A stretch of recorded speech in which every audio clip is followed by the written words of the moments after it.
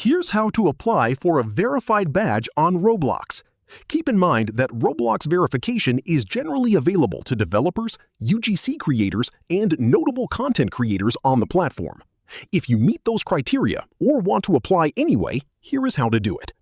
Open Roblox and click the settings icon in the top right. Go to Help and Safety, then click Help. Scroll down and find Contact Us. Fill in your username, email address, and confirm email.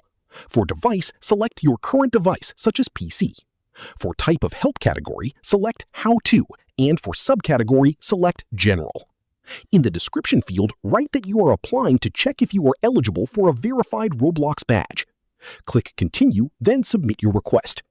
Roblox support will review it and respond to your email. Check your inbox periodically for their reply. They will let you know if you qualify and guide you through the next steps. If this helped you out, hit that subscribe button for more straight-to-the-point tutorials on Step by Click.